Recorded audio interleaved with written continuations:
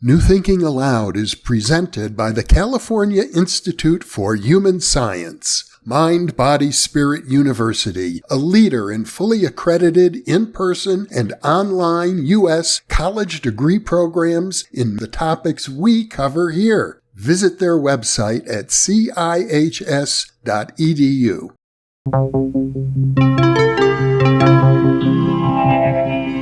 Thinking Aloud.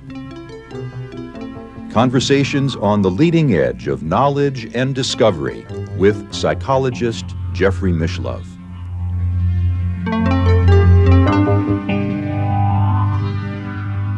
Hello and welcome. I'm Emmy Vadnais, co-host with Jeffrey Mishlove.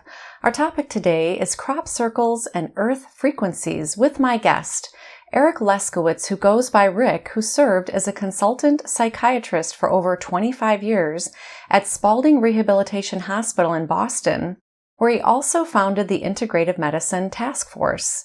He holds an appointment as a research affiliate with the Osher Institute for Integrative Medicine Research at Harvard Medical School. He has written over 50 articles being published in leading scientific journals. He is author of The Mystery of Life Energy, Biofield Healing, Phantom Limbs, Group Energetics, and Gaia Consciousness, The Joy of Socks, Weird Science and the Power of Intention, Sports, Spirituality, and Science Come Together at the Old Ball Game, which was also made into a documentary film, and editor of Sports, Energy, and Consciousness, Awakening Human Potential Through Sport, Complementary and Alternative Medicine in Rehabilitation, and Transpersonal Hypnotherapy, Gateway to Body, Mind, and Spirit. This is Rick's third interview with New Thinking Aloud. And if you enjoy this program, please like, subscribe, press the bell icon, and share. Rick is joining us from Buckland, Massachusetts. Now I'll switch over to the internet video. Welcome, Rick. It is a great pleasure to have you back with us on New Thinking Aloud today. Thank you. It's nice to be here once again. You've been a guest 2 previous times on New Thinking Aloud, and we talked about great points you've made in your book, The Mystery of Life Energy, and I'll link to those interviews in the upper right corner of the screen. The first one was about using energy medicine to help with pain relief, and then we also talked about cultivating, how you can cultivate peak experiences. Today we're going to go a little further into the Earth's frequencies or energies, and then we'll get into all the way to even talking about the mystery of crop circles, this enigma that we're all perplexed by. The Earth is a living organism. What have you discovered in your research and understanding about the Earth and its own frequencies? Well, I've come a long ways on this one because I didn't used to think the Earth was a living organism. I thought it was composed of a living tree and a living, plant. Rocks, no. Rivers, not really. But our way of looking at as nature has changed a lot. It started with the Gaia hypothesis by James Lovelock, that it wasn't that the Earth was conscious, but that it had a living, combined, coherent quality to it. And that really opened our eyes, because I think, again, all the indigenous peoples have the longstanding belief that the Earth is conscious. There's a spirit that can be communed with and worked with. And we've tended to think of it as a thing to manipulate and dominate. And that goes back to a mistranslation in the Old Testament about man supposed to dominate nature. Can you tell us what the correct translation of that is then? The English translation is that man shall have dominion over earth and her creatures, or I forget exactly the words there, but the key word is having dominion. It's a mistranslation of the Hebrew word shomer, which means to guard or to protect, to be a guardian of nature, a steward of nature, rather than to control it and dominate it. And, there are many actually mistranslations in the Bible, but that's one that's really striking because it's set the tone, or actually probably was used to justify the way that the West has, Europe especially, has treated nature. So that was an eye-opener to learn that one as well. But what really got me going was working with biofield and human energy systems and learning about veterinarians that were using acupuncture for horses and cows and dogs and whatnot, and seeing some of the diagrams that they have the exact same meridian type of system that we do. And then it's sort of the logical, well, if the Earth is alive, maybe it should have meridians too. And I began to look into that. This was also triggered by the fact that my wife is British, and we had a chance to go to England a lot and visit some of these sacred sites, like Stonehenge, for example, is at a cognitive level, it's amazing, but you just feel something very different when you're in a place like that. So, and it turns out Stonehenge is not unique. I mean, it's the most famous. It's not even the biggest one in England. There's one called Avebury that covers a much larger area. The stones aren't quite as large, and it doesn't have the structure, but it covers a big area. And the original formation and layout of it is fascinating. So I got very interested in these sacred sites and the notion that there's something special. And turns out about 100 years ago, things started to fall into place. A British hiker and a businessman actually noticed that on his hikes that he could be standing on the hilltop, and in this direction he would see a church spire. In that direction he'd just see a stone circle, and right here there'd be a holy well or something like that. That they all seem to be in a line, and he began to map it out in that particular part of England where he's from. He wrote a book called The Old Straight Track, which proposed that there were lines, what he called ley lines, L-E-Y, it's a medieval English word, that connected these sites. But he was thinking of it more that's just where the roadways ran, and it wasn't anything esoteric at all. It wasn't until the 60s and the whole sort of, I guess you could say, New Age or hippie or whatever, a movement of bringing energy into all phenomena that some British researchers began to wonder if there's energetic connections between these sacred sites, and had started to map it out. And there are just really some phenomenal work. One fellow named Paul Broadbent constructed a map that goes across the southern part of England from coast to coast, about 200 miles worth, and with points highlighting where these things like Glastonbury and Avebury and St. Michael's Mount, things like that, it's in a line. And but what he did was one step further. It's not just that the structures are in a line, but he actually dowsed the energies. That's the most accessible and available way of measuring whatever the subtle energy of these points is. And he found currents that ran along these pathways. So in the diagram, you can see that it looks just like an acupuncture meridian point. And that picture really kind of woke me up to the fact that something's going on here. So then I got interested in the whole idea of what is earth energy and what happens at these sacred sites and the stone circles, and began to explore them because I like to say that I got comfortable with these esoteric ideas because I married an alien.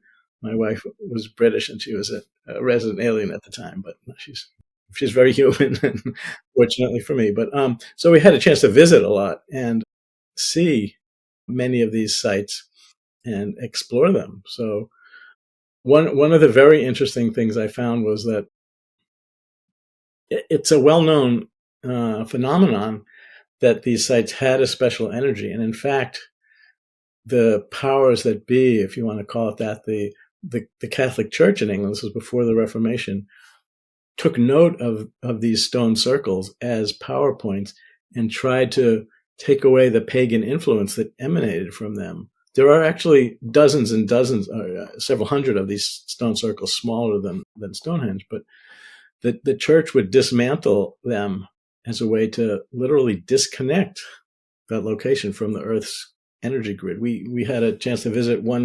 It's a stately home now. It's called Stonor House. 800 years ago, when the original chapel around that the home was built around, when that was constructed, they actually took apart an existing stone circle and used the stones for cornerstones of the chapel. And they're very direct about it. The administrator of the home talks about that as being a conscious strategy by the Catholic Church, that the pagans were their enemies, literally, and this was a way to unplug the pagan source of power. And So even though Western science hasn't caught up with it, at some level, people knew that that's what was going on. So there was a lot of that disconnection and dismantling going on back then. But nowadays, there's a sort of a counter trend to re-energize, reawaken some of these sites. And there are many of these folks around. It's like a shamanic tradition to bring in the higher energies and reactivate these places. And ceremonies are done to do just that. And that's got me to believe that was the original purpose of these sites, was to hold these ceremonies to heighten the energy, work with the Earth's energy and the human intention and human prayer and access to higher consciousness. And, I and many others have had unusual experiences at some of these sites. And I think there's something about the energy there that also attracts other types of phenomena like the crop circles. Well, I'd love to hear about some of the experiences that you've had in these places. Can we just talk a moment about the Earth's biofield, if you will? Isn't there something called the Schumann's resonance? Or can you talk a little bit about the science of the Earth's frequencies? I can, but I have to admit there's areas of this that I'm a little bit more skeptical than some of the sort of more prominent New Age people. I mean, it's well accepted that the Earth has different layers in the atmosphere, and one of them is the magnetosphere is highly charged electrically. The notion that you tend to hear about is that the Earth's Schumann resonance is increasing in frequency as part of our consciousness activation. I'm not a physicist, but the Schumann resonance refers to the fact that the Earth is surrounded by a shell of electromagnetic shell, and underneath it's not very high up, but any electrical or electromagnetic or even photon that travels within that can get contained and just bounce around and travel around it. So it's the speed of light, 186,000 miles a second, divided by the circumference of the Earth, 25,000 miles. So it comes out to, I forget the numbers, like seven or eight circuits per second that light will make. But that's a fixed quantity. It's like the speed of light doesn't change, the force of gravity doesn't change.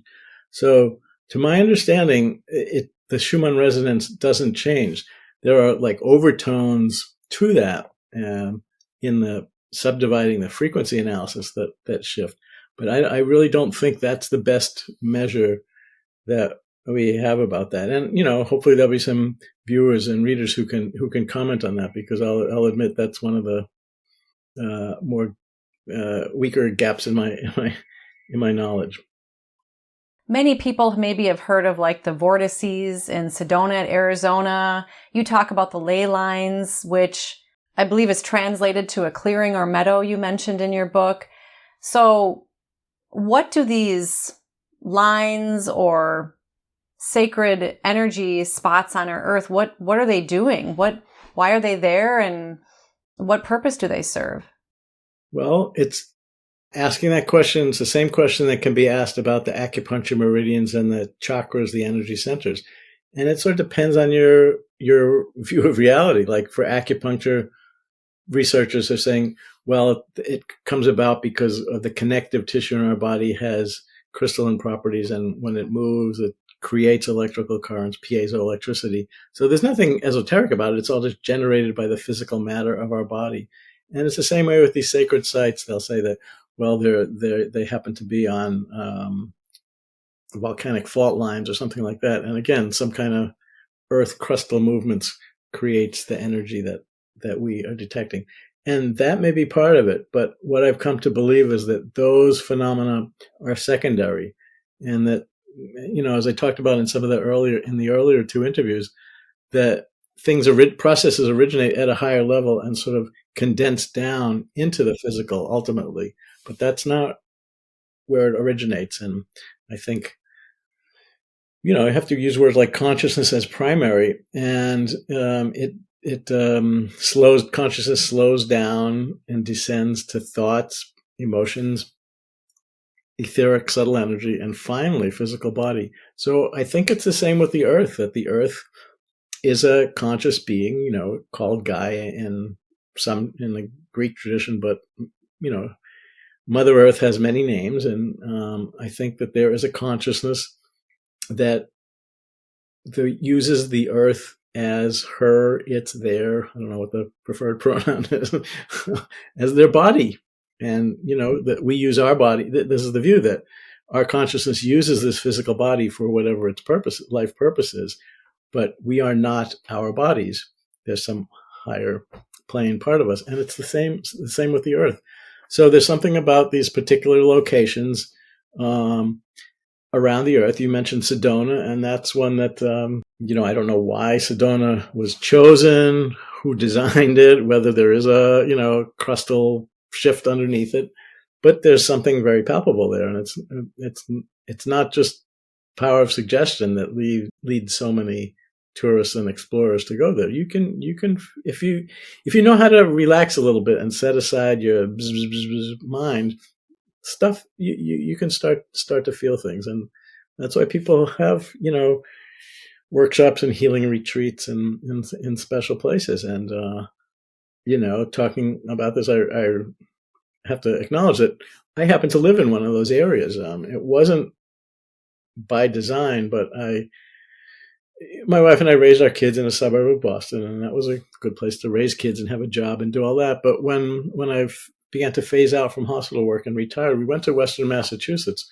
where I had done some of my original energy training with Rosenbriere. But there is something about this, what they call the Pioneer Valley, that's very unusual. And we thought it was, they're just nice people and the countryside is beautiful. But as I began to keep track of it, in this particular area, there's so many signs of something quite special having happened here, going back to a peace treaty between two of the native tribes here that allowed for unobstructed fishing and hunting within one day's hike of the place, to the fact that female education in America had its roots here with Mary Lyon and Mount Holyoke College, and the fact that there are so many darn meditation centers here. It's like you can't go a mile or two without a new meditation center. And again, you could say, well, it's just nice and quiet.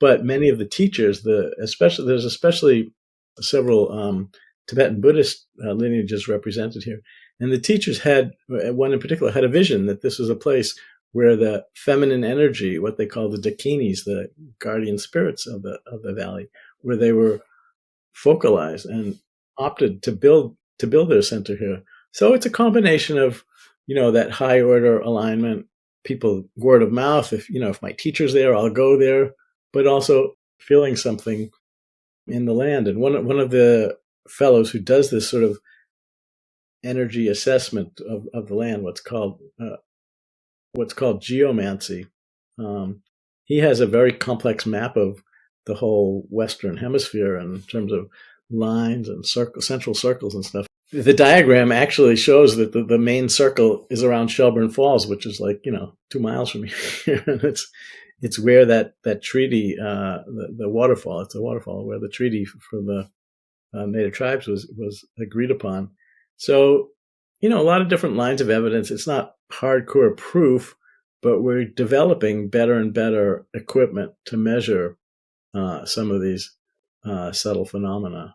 And, it's part of our, not exactly folklore, but in the popular culture, there was I didn't watch it, but there was a TV series called Outlander, which most of it takes place in World War II, and the heroine is a Army nurse during World War II. And I gather that she got married and they went on their honeymoon to Scotland, and there was a stone circle that they got really captivated by, and she had a flip experience, a time travel experience back to a past life 200 years ago, and she was, her helping with the Battle of Culloden and those kind of things. And, it's just very evocative of the idea that something special happens in these stone circles. And that's what many of the researchers have felt. I didn't have such strong feelings in the stone circles as I did in the crop circles. And we can segue into that at some point. But that's the idea that something is heightened here. And, places like Lourdes Cathedral, for example. That's an interesting example because obviously it's a sacred place and thousands of people go every year to it. Is it because the location of the place, or is it because so many people have gone there to pray and meditate? Because that has a documented impact. I just want to add, or both. Yes, no, that exactly, and I'm pretty sure it is both. There's some fascinating work that started with Professor William Tiller in Stanford University. His work was about the influence of thought on the physical world, which, from our point of view, sounds like ridiculous that, my brain is here and the world is there and they don't interact. And actually, in psychiatry, it used to be considered one of the symptoms of psychosis, of schizophrenia, if you felt that your thoughts could affect other people and other outside world. But, there's a whole science of parapsychology, and I don't have to tell you folks are thinking a lot about that because that's the cornerstone. So it's well documented. But Tiller's work, he set aside a laboratory space. The only thing that happened in it was a group of people came on a regular basis to meditate inside it. After that, it was locked and nobody else had access to it.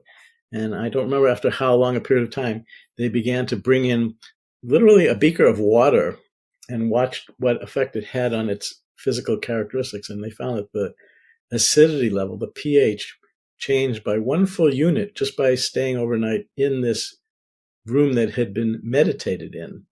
So again, that just literally should not happen by the standard model of things. But, he knew what he was doing. Stanford's a pretty decent, as a Harvard guy, I'll admit that Stanford's a pretty decent institution. And so it was really phenomenal data.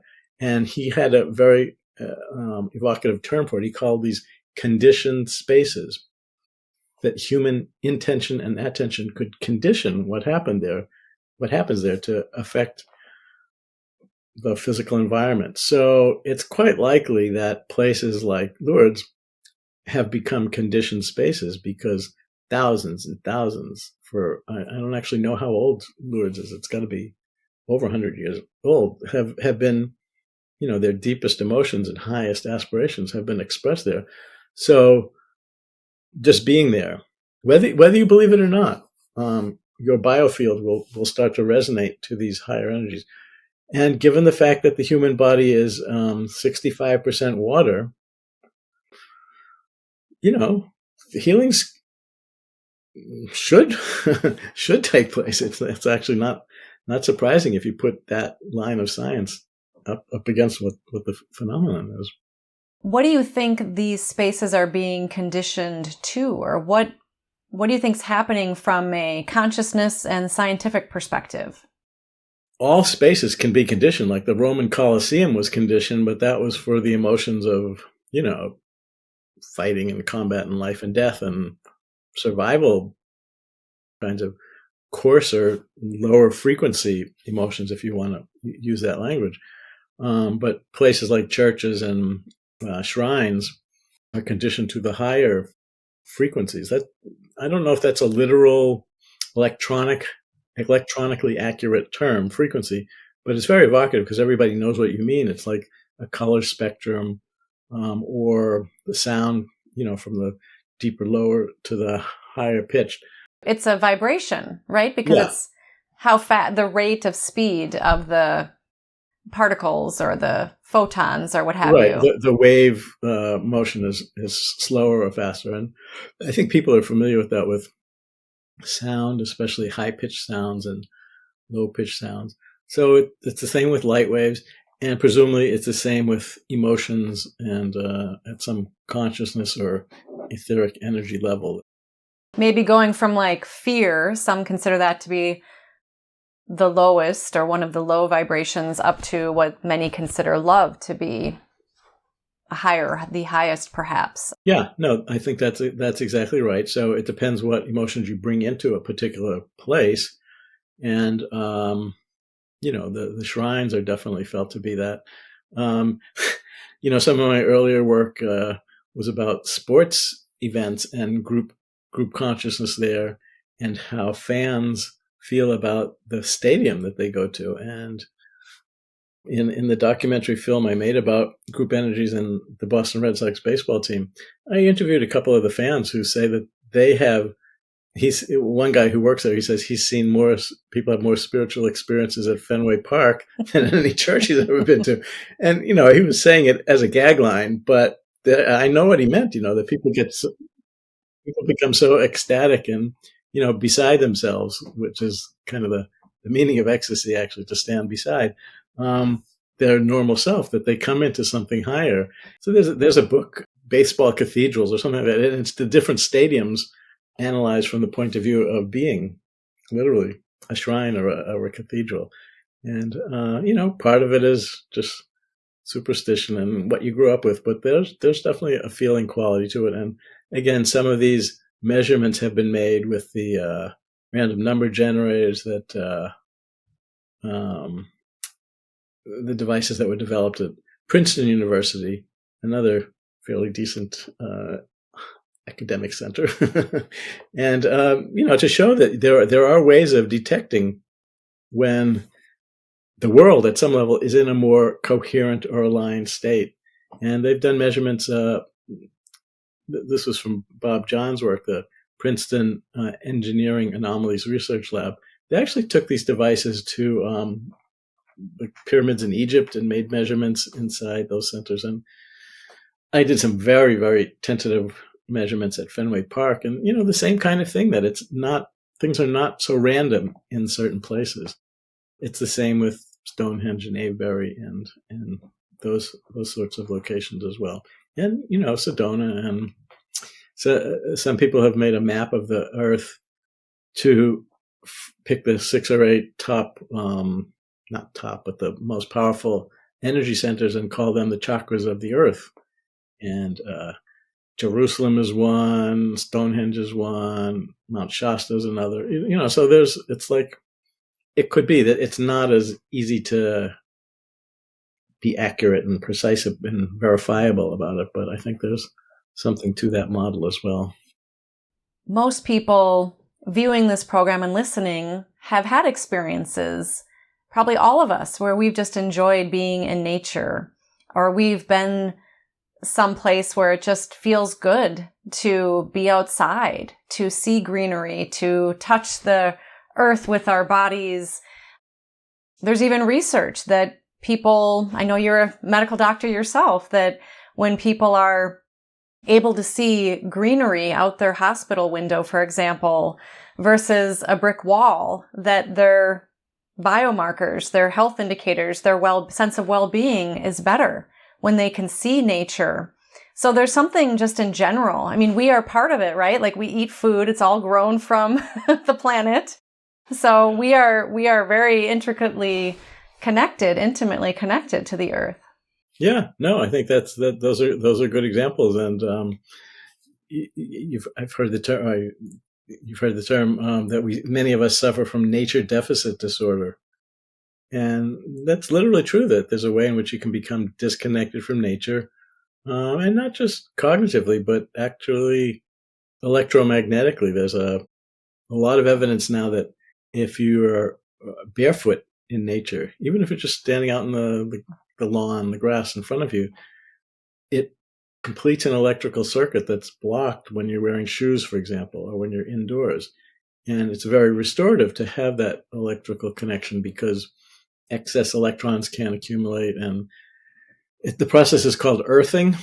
And again, those are the kind of things that you can measure, some of the biomarkers before and after. And some of it is subjective, that people say they sleep better, but other chemical changes happen, especially markers of inflammation, and that's low-level inflammation underlies so many of the chronic illnesses in our society now, that definitely worth looking into. And viewers can just look up the term earthing. There's a book out there by that name, and it's another really important topic. And I think another phrase that's come into being more is forest bathing, the idea of immersing yourself in nature, surrounding yourself.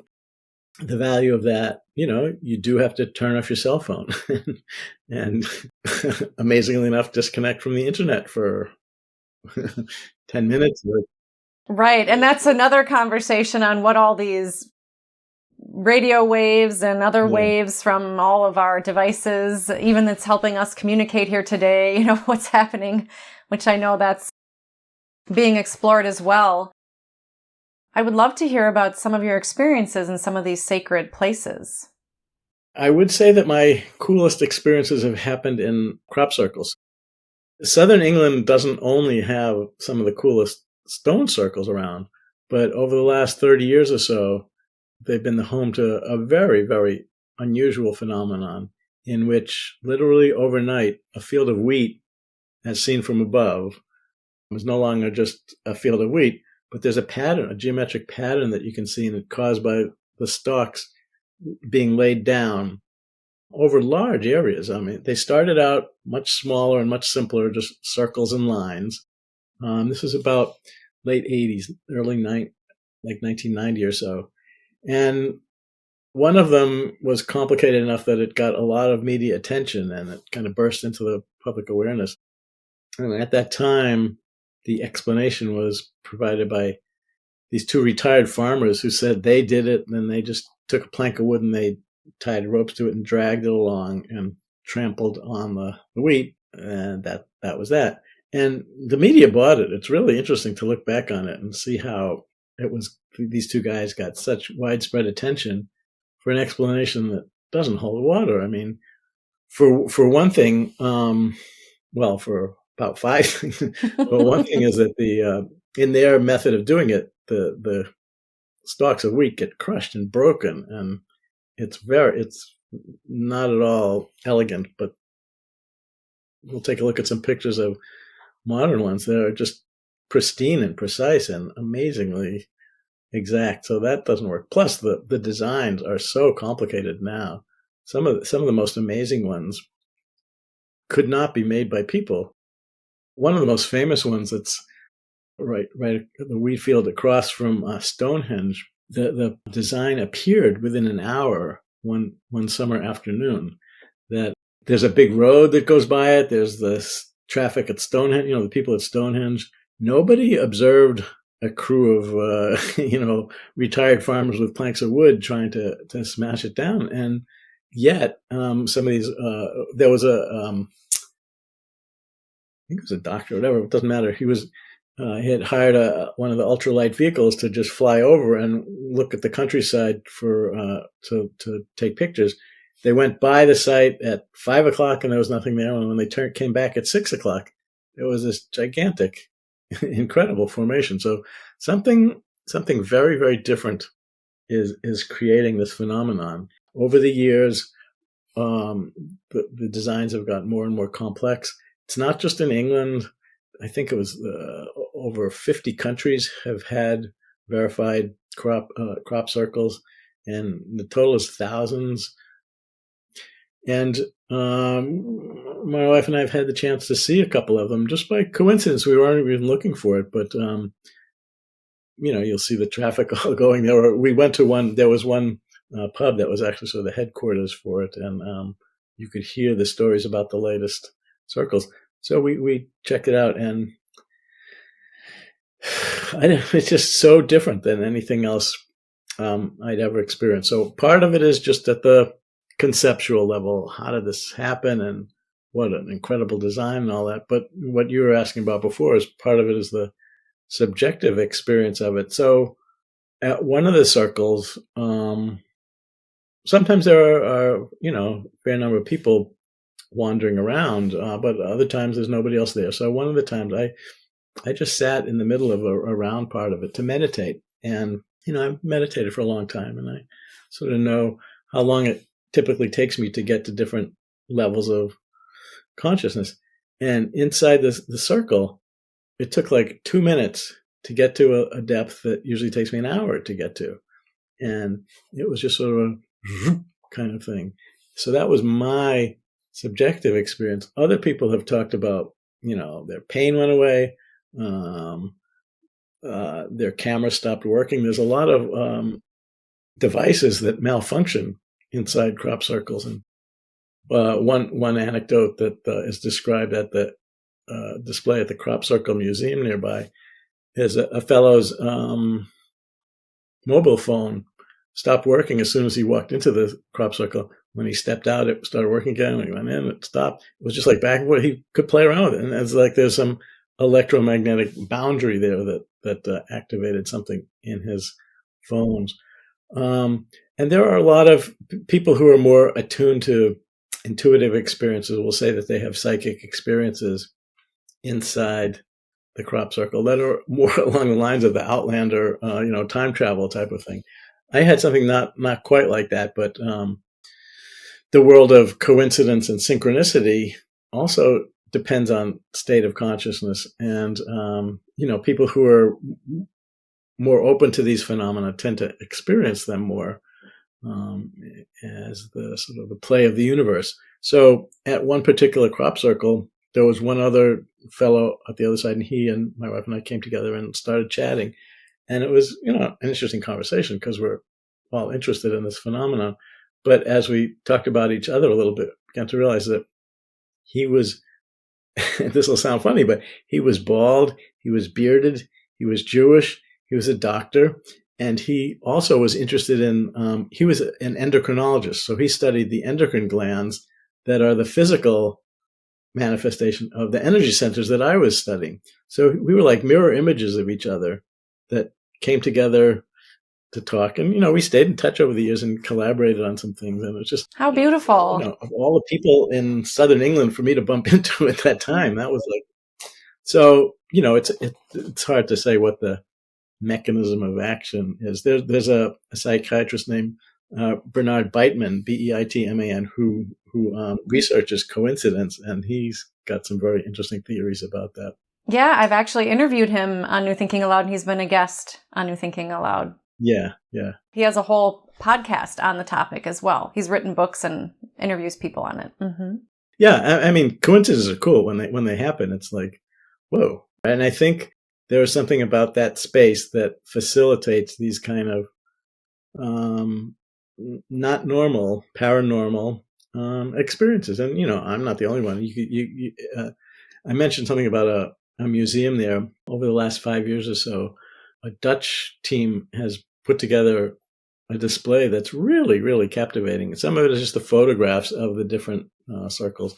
Some of it is the stories of the people who've been inside it and the history of it. Like, I didn't know that there had been similar patterns seen several hundred years ago in England. So it's not even as new as we had tended to think it was. So there's a lot there. And I think the coincidences is the tip of the iceberg in a way, if you want to put it like that. Have you found that all crop circles occur in farming areas on actual crops? Are there other formations? Isn't there something in South America? I think so. The Nazca lines that from above you can see. This is in arid countryside, so nothing's growing, but it's in the soil, the rocks. I guess it's carved into the rocks. Large designs that you can't see from the ground, but you can only see from above. It's a different phenomenon, but it's also just as incredible. But that one lasts for hundreds of years. The crop circles don't last. I mean, it's a crop, and most of the time the farmer will harvest it because that's his livelihood. And actually there's a kind of a little bit of a dynamic between the farmers and the croppies, the people who are interested in it. And it's really important to show respect with farmers. So now the standard etiquette is to get permission first before you swarm all over the field. Yeah, trespass on their property. Right. No, but there's ways to walk in such a way to minimize the damage to the crops. But one really interesting thing that happens is after the crop is harvested, it's still August or something like that, and there's a few more months of growing, and some of the grass that grows up is in the same pattern as the previous crop circle was. And next year's wheat or barley or whatever it is grows more strongly where the crop circle was. It's called ghost patterns, and the website of the museum has a couple of pictures that, 9 months, I think it was 9 months after the last one was harvested, the new stuff is coming up and it's more robust. Where last year's, you can see the exact same image. It's like, it's uncanny. Uncanny doesn't even cover it. And then they found that if you take kernels of wheat, say, or corn from a crop circle and germinate it, they germinate faster and grow more rapidly than normal control seeds. So something happens. There's been many types of measurements, and the consensus is that there's not really a good understanding of how it happens. Another physical phenomenon that's measurable and studyable is that the stalks of wheat, as I said, aren't crushed. Wheat grows up in segments, and there's a node at each segment that for the next phase of growth. And some crop circles, at the first node, it bends over and then grows horizontally. And if you look at it, you think, well, they just broke it and it grows, but they've analyzed the node, and it's the analogy is like it's been heated up like glass, melts a little, it's bent, and then it hardens again. So it's structurally intact, but the only way that scientists think that it could be done is through applying heat, like through microwave radiation, to heat it up and bend it. But no one's been able to replicate it, and there's no damage to the stalk that heat would do. So we took home a sample stalk of one of those, and you can see that it's rigid but bent, and it just doesn't make sense. So I've never seen a UFO, but that's the closest thing to extra. Well, so I mean, this gets to the question of who's behind it. What's the force behind it? I'd have to say that my bias is I don't think it's human intelligence behind it, and I can't prove it, but some of the sources of information that I've come to trust over the years imply that that's what's going on, and I can sort of touch on that whole area of no, it's actually good to talk on a show like this because you don't have to make excuses and try and justify. But parapsychological things are the notion of channeling is has been very important to me over the years, as just another source of information. And I can assess it and decide for myself whether I want to believe it or not. But there have been some sources that over the years I've come to trust a lot. And it started with Jane Roberts and Seth, and I think many people. So without going into that, there are a couple who had question and answer options with listeners and readers, and I began asking them about crop circles and got some really, really interesting explanations of what and why and where. For me, the most interesting thing was about why they tend to happen in southern England. As I mentioned, they've been reported all around the world, but one particular source said that the energetic terrain in England is different than other parts of the world. It's more coherent and it's smoother, if you want to put it that way. So and this is because of the ley lines and the sacred sites, that the energetic coherence is much higher there than elsewhere. And as they put it, it presents a canvas for the intelligence to paint the crop circle design on that you couldn't do in downtown New York City or something like that. It's just that's too hectic and jangled. Whereas if it's coherent and aligned, it's much simpler for these higher frequency energies to connect with the earth, because wheat is a tangible physical thing. So something has to bridge the gap in frequencies, and it can only happen in places like that. So that was that really, again, it resonated with me. My intuition felt like that was a valid explanation, but then it's still a question of what's the source of the design and the intelligence. And the consensus from the several sources that I trust is that it is a non-human intelligence, extraterrestrial, and that there's a process by which their concepts, their designs, can sort of descend down the frequency spectrum into physical form that we see as crop circles. And, some of the designs are, you think that there's got to be some meaning to it. And many people have tried to analyze the circles. And I guess this was a bit earlier, looking for electrical circuitry diagrams and things like that within the designs that maybe, sort of, but it seemed like a bit of a stretch. Some of them are very clear geometric patterns or images of a magnetic field or things like that. And others are just, beautiful, but what the heck, don't know really what they are. So I had asked another source, what do they mean? And the explanation or the response was, it's a very human tendency to want to explain everything and analyze everything and understand everything. But that's not the purpose of these crop circles. These crop circles are being imprinted on the earth and in our global consciousness to elicit the response of, wow, just mystery and awe and amazement, and not to try and do our automatic trying to break it down and take it apart, but just be something's going on here. There's something happening here, and what it is ain't exactly clear. That's the purpose of it, and it's part of the notion of imprinting into the Earth's global consciousness awareness field new vibrations.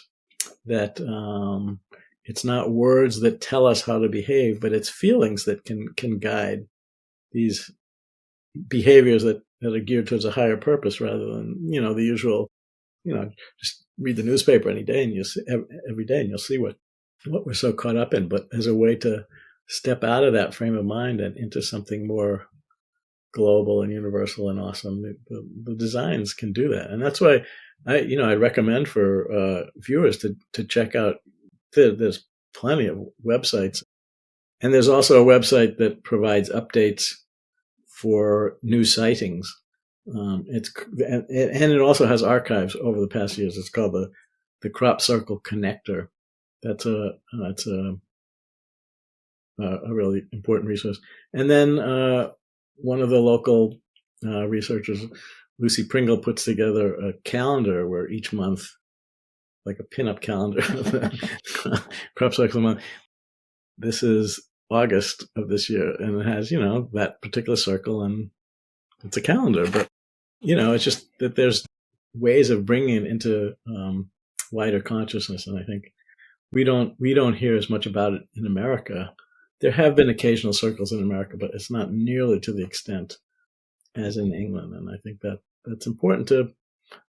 I think that this show could be very helpful to a lot of people who may not know much about it, and that there's a lot of depth to the phenomenon. Do you want to read the excerpt in your book that was channeled about this topic? One of them is about why in England, and this was the source was called Monitor. It's a group consciousness, so through Harvey Gray. Their reply was, the region has been used for that purpose in recent years because it is as though an artist needs a clean canvas upon which to paint. Most of the Earth does not have that degree of order, as ley lines and vortices elsewhere operate with greater variation and irregularity in their designs. The Wiltshire area of southern England has provided an excellent canvas upon which ETs can paint their pictures. So that works for me.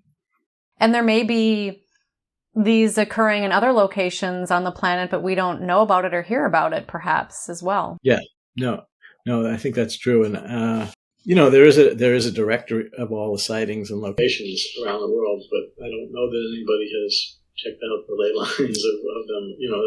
It's a doable research project, and it's a question that can be answered. And when you've done that, we'll have you back as a guest, Rick. Thank you. The other question was prompted by the fact that the designs were getting so complex every year. And, I think my favorite one is the one across from Stonehenge that's It's a spiral. It's called a logarithmic spiral that has offshoots.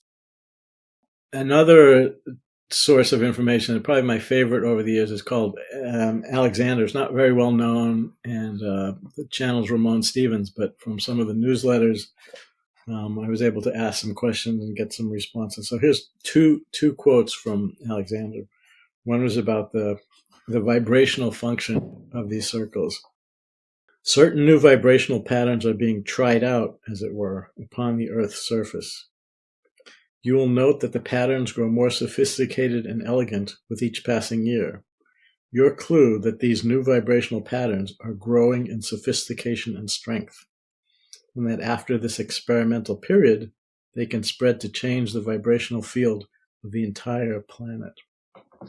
So that's, pretty awesome to think that it's, it's a little bit like dropping a pebble into a pool and watching the ripples spread. It's actually literally like that they've dropped this pebble of these geometric designs. And, there's a whole field of sacred geometry and how that has been found in so many cultures to be so inspirational and the source of the design of how plants are created. That logarithmic spiral from the Stonehenge image, it's the same spiral that a nautilus shell embodies.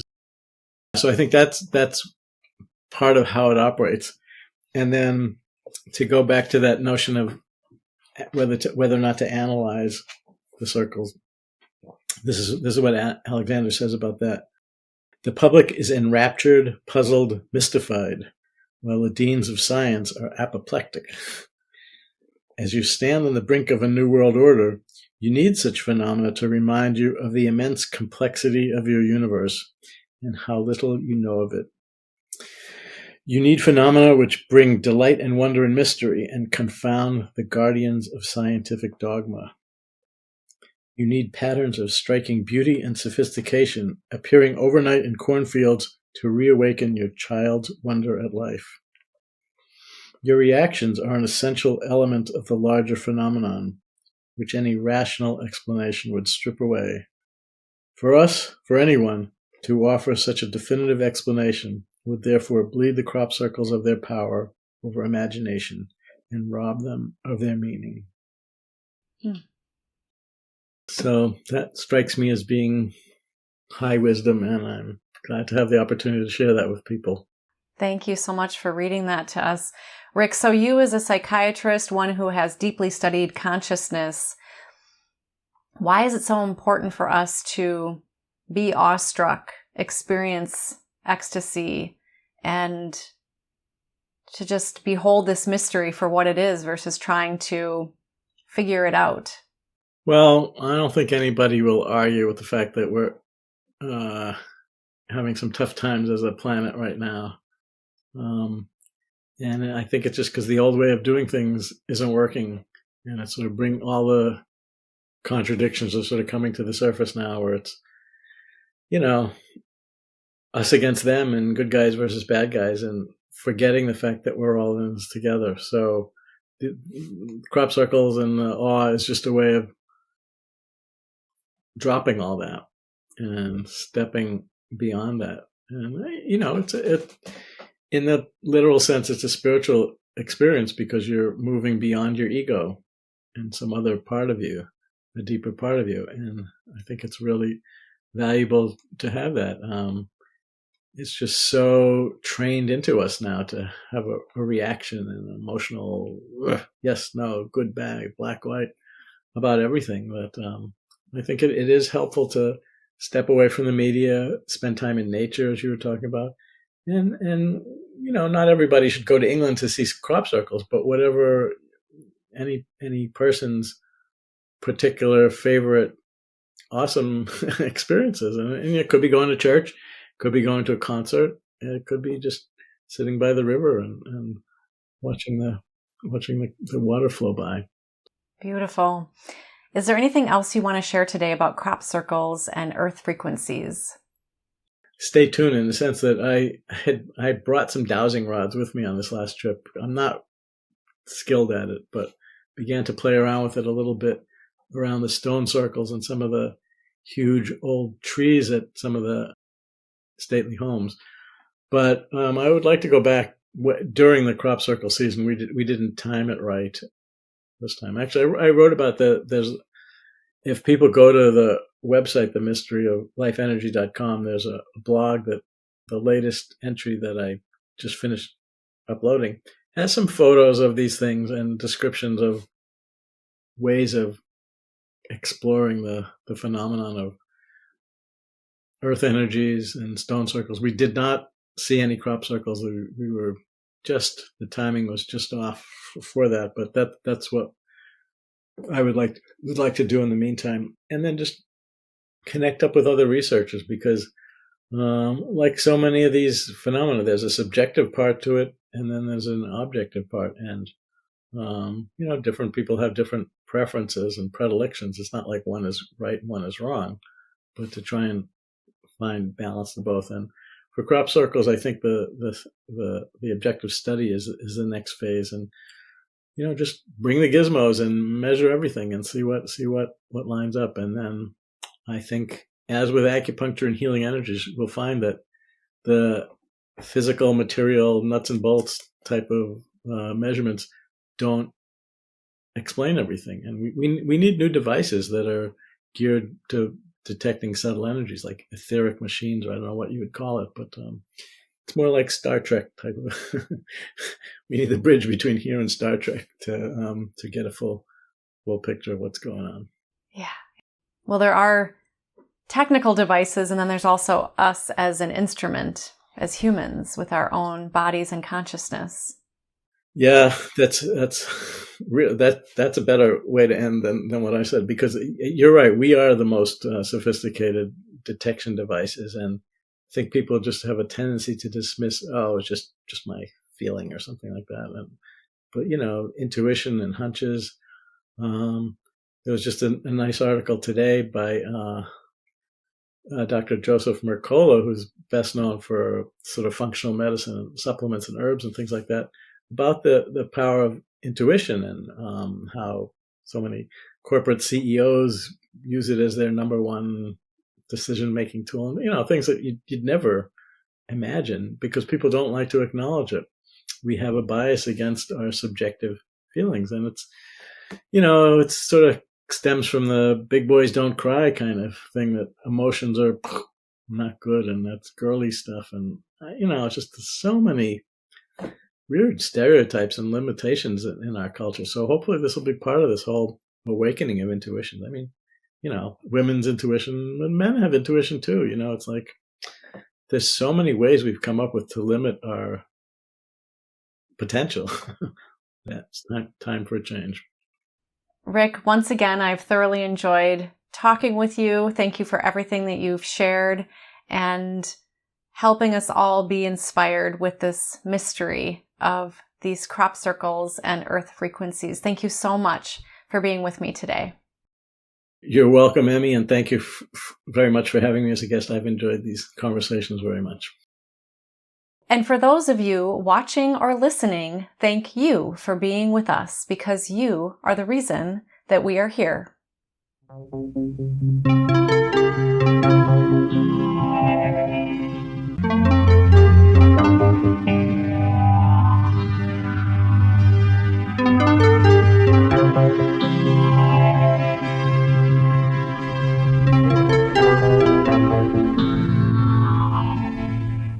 Book 3 in the new Thinking Aloud dialogue series is UFOs and UAP, Are We Really Alone? Now available on Amazon. You can now download a PDF copy or order a beautiful printed copy of Issue 6 of the new Thinking Aloud magazine.